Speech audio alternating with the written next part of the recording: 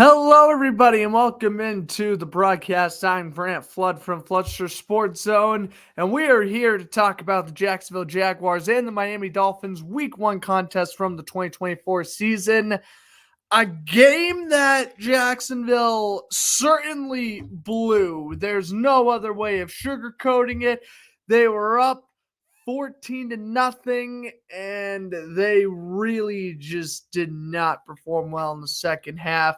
And we'll get to more of that, into some hot takes, reactions, all of that stuff. But before we do so, I would like to give a quick little shout out to Gridiron Nerds. This is a football blog website where you could have weekly blogs and weekly trivia. Of course, I am a writer for this website, doing a great job in trying to get weekly trivia. Every time you hop on the page, you can even answer some trivia questions. What year did the Eagles win their first Super Bowl? The answer to that would be 2017.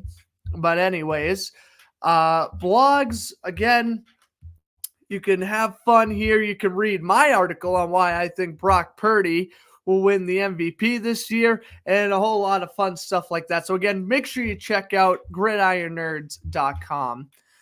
All right, so now let's get into this. This was just outright embarrassing. I hated every second of this game from beginning to end. The first drive of the game, Jaguars Hall of Famer pretty much, Calais Campbell, gets the sack. It's a bad snap. Jacksonville, I mean, I don't really know what to say about the first couple of drives of this game. Really, it wasn't until the Brian Thomas pass interference penalty on Jalen Ramsey, where the offense really got clicking, and then ETN scored from a couple yards out.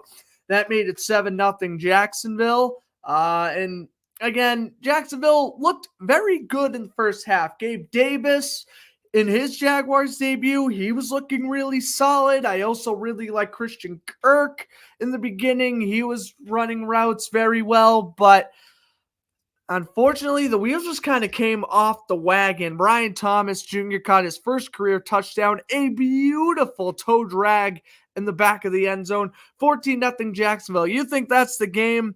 Well, Miami quickly responds. They make it 14-7. And then Jacksonville with a quick drive. Cameron Little, first ever game for the rookie kicker out of Arkansas, drills, I think it was a 52-yard field goal.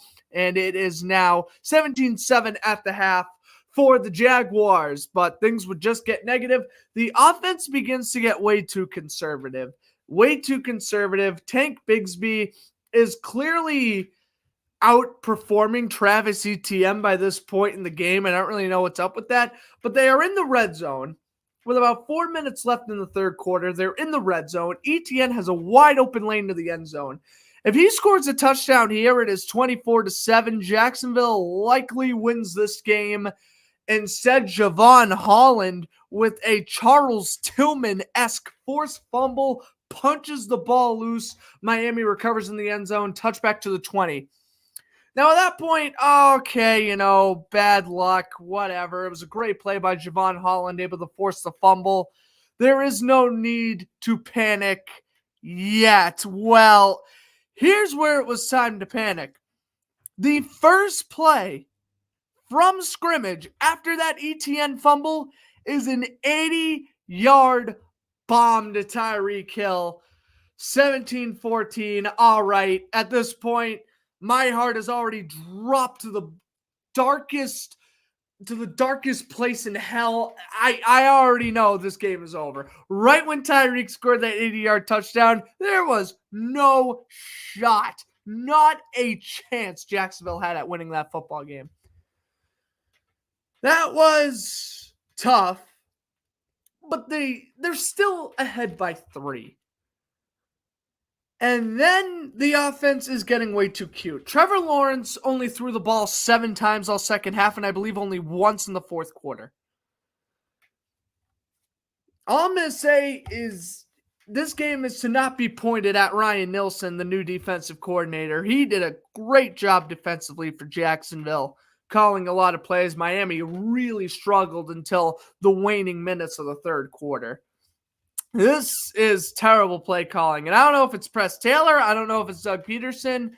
But this is the play that made me flip my lid and start to get angry watching this game. Okay, so you're being conservative. You run up the middle a few times. It's 4th and 1 at your own 32-yard line. 4th and 1 at your own 32-yard line. You're in the lead. Momentum is like the stadium pulse in college football. It is shot through the roof right now. Miami has all the momentum. What do you do if you're Doug Peterson and Press Taylor in this situation? Give that maybe 5% of momentum you have. Screw it. Miami can have 100% of the momentum. They run on 4th and 1 at their own 32-yard line with the lead. And this wasn't a fullback dive with Tank Bigsby. This wasn't a tush push and try to get Trevor that first down. I would have been okay with even throwing a screen pass in this situation. Instead, it is a handoff to ETN. Everyone in the building, everyone in Hard Rock Stadium knows it's going to be a run. Jacksonville's very predictable play calling. They run it anyways. ETN gets blown up, loses a couple yards. There you go. I mean, if it was already obvious Jacksonville was not winning the game after the Tyreek Hill 80-yard touchdown, that all but confirmed it. Why are you going for a fourth? I wrote this on Twitter too. I publicly tweeted this, word for word. I don't care if Miami missed the field goal. The fact that you went for a 4th and 1 at your own 32 with the lead is diabolical. That is evil. Why? You know the offense is not clicking right now. Bigsby, ETN, don't matter. ETN is clearly frazzled after the fumble. He is frazzled. Like they're cutting. CBS is cutting to him on the sideline. He has his head down. He's talking to himself. It's bad. ETN was definitely frazzled after that fumble. Tank Bigsby was the 3rd most efficient player on the Jaguars offense yesterday, behind Brian Thomas Jr. and Trevor Lawrence. That's weird because Tank Bigsby had a rough rookie year. But you know what? Great. If he's here and he was going to be the power back he was advertised to be, wonderful. We used the 3rd-round pick on the guy. I want him to succeed. But ETN looked off. And kind of right out of the gate, they were using Bigsby more. I don't know what Jacksonville's approach was, but Bigsby was clearly the leading back today or yesterday. And yeah, I don't really know why they weren't using ETN a whole lot. And then they really started to rely on ETN near the end of the game. Again, after he fumbled and he was frazzled at this point. But, he didn't make any other mistakes the rest of the game. But the one mistake he made was a momentum shifter. All right, so like I said, even after the 4th-and-1 doesn't convert, Miami does miss a field goal. Jason Sanders literally shanks it 5 rows into the stands. It was hysterical. I don't know if it was blocked or not, but he literally kicked it into the crowd. It was incredible. Jacksonville escapes their own stupidity, but it wasn't going to be for long. It wasn't going to be for long at all, in fact, because they go 3-and-out. Ridiculous. If Trevor, he was so confident throwing the ball in the first half. He was so confident. He was slinging the rock. He was throwing on the run. He was fine. There was pressure in his face. The offensive line was really egregious. Cam Robinson and Antoine Harrison also, I think, got penalized quite a bit in the second half. I know there was one penalty on Antoine Harrison. That really cost the Jaguars late in the 4th. But, wow. It was, Trevor, when he had time to throw, he was flawless. No complaints. He had a couple of drops. Kirk dropped a couple. Gabe Davis dropped one. And obviously Evan Ingram, who led the team in receptions last year, he was barely targeted at all. I know fantasy points is not the be-all or end-all or anything, but he only got 1.5. Why aren't you using Evan Ingram? Especially when you're in the red zone. Why aren't you using Evan Ingram? This was your best player on offense the entire second half of last year. Ingram was quiet. Very, very quiet. And that's a problem because if he was Trevor's number one last year, there is no reason why he shouldn't be uncomfortable throwing to him. And again, I just think this is because the offensive line really just did not give Trevor a lot of time to throw, unfortunately. Okay, so, all right, so whatever. At this point, Miami drives down the field. It's a tie game. Jacksonville just goes 3 and out. They get sacked 2 straight plays. Poor Trevor's out here getting beaten to a pulp by a bunch of bullies on the school playground. Miami drives down the field. Tua hits Jalen Waddle for a big play. That pretty much got him right outside of field goal range, and then they run conservatively. The rest of the game, Jason Sanders nails a 52-yard field goal as time expires. And that, my friends, is how the Jaguars blew a 17-7 lead in about 17-ish minutes of game time. It was pretty bad. This is a bad one. And the only thing you can say for this is thank goodness it's week 1. Again, I'm talking about Jaguars and their conservative offense. Here are the last 3 drives for Jacksonville. Run, run, run, run, run. That is, for those keeping track at home, 6 straight run plays. Lawrence finally throws a pass. It is dropped by Gabe Davis. Just to have his fingertips. Run, sack, sack. And Trevor, even when he was getting the ball out quick enough, he was still getting hammered. So was Tua. Both offensive lines, egregious yesterday. Dolphins, you're in this too. You guys committed a lot of penalties, and Tua was taking some licks after the play. I mean, God, both offensive lines for these teams were awful. But, I mean, you see how conservative this is. And by the way, that 4th run I mentioned, that was the 4th and 1 stop. So Jacksonville, after royally screwing up, still had 2 more drives to put this game away. They didn't. It was awful. By the way, the incompletion, it went to Christian Kirk, not Gabe Davis, but I know Davis did have an incompletion. He did have a drop earlier in the game. It must have been in the second quarter. He had a bad drop. And Gabe Davis is weird because everyone was expecting him like, oh, we're paying him so much money. He's going to be this great. No, guys. It's only one game, but even I could tell you Gabe Davis is just the Zay Jones replacement. And until proven otherwise, Christian Kirk is still the wide receiver 1 on this team. However, Brian Thomas, yeah, he's coming for that. Kirk lost a lot of my trust after Sunday's game. And again, the only thing you can really say is thank God it's week 1. I said this earlier in the offseason. Jacksonville's first 3 games, Miami on the road, Cleveland at home, Buffalo Monday night on the road. If Jacksonville somehow finishes 2-1, so now you got to win out, but if they finish 2-1 in the first 3 games of the season, I would have a lot of confidence in this team making the playoffs. And you want to know what? This team battled through a lot.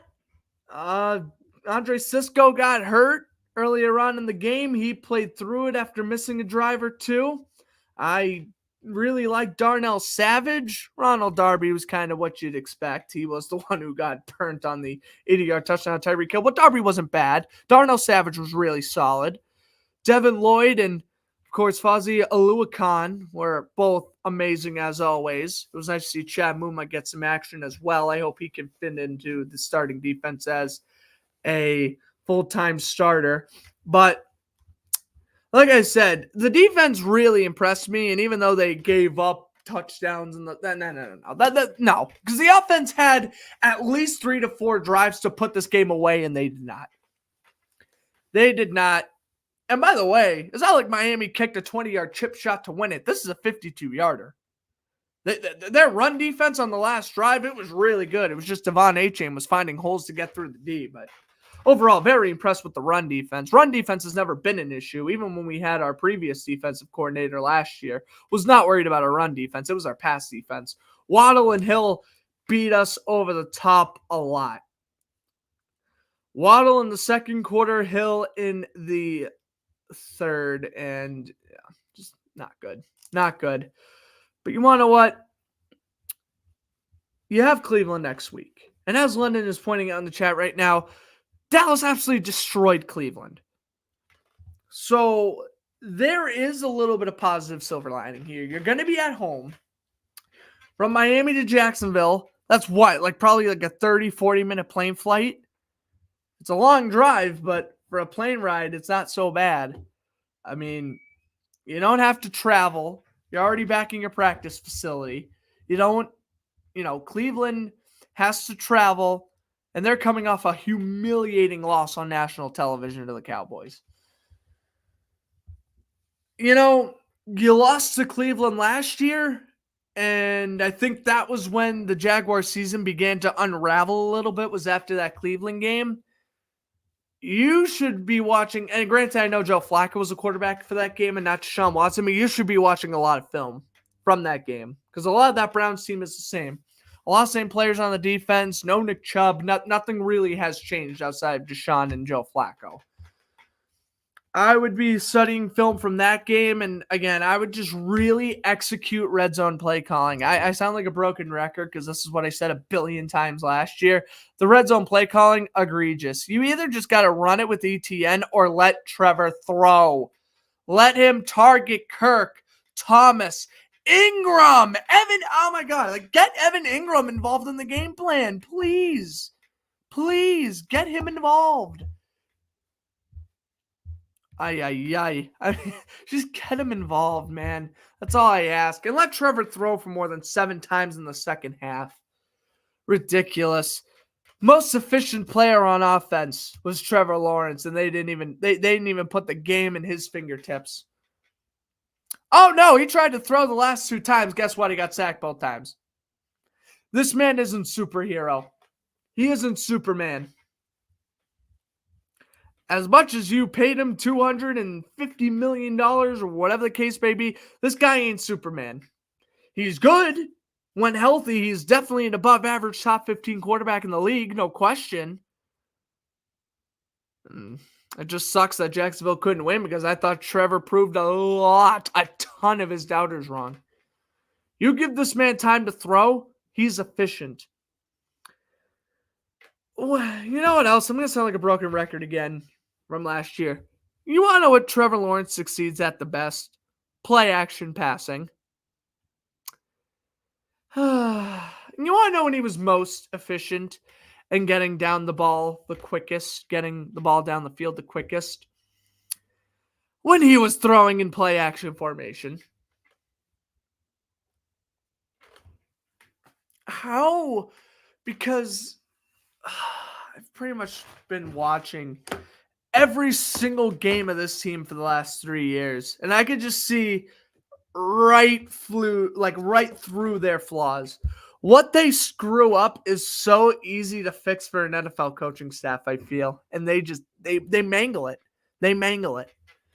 Miami, shout out to you guys because you guys did play very efficient in the second half and you took advantage of our mistakes, but both teams really played terrible, and it's okay.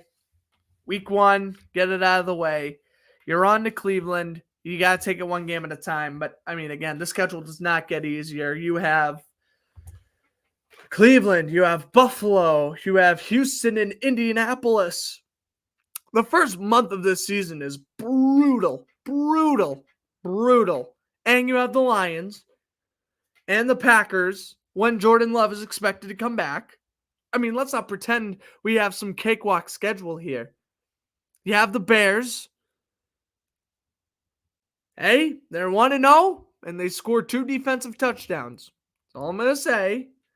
It's only 1 week and you got to take it game by game, but Jacksonville's got a brutal schedule. And, it's okay to lose to Miami because you were projected to lose this game. But I'm upset because of the way how we lost this game. That's all. I'm just very frustrated because the play calling went conservative when it didn't need to be. And then the one time I would have said go conservative and punt the ball, they dropped the most zaniest 4th and 1 play call I've ever seen. But that'll wrap it up for my post-game reactions and thoughts. I said on my Instagram story, I think Doug Peterson should be on the hot seat.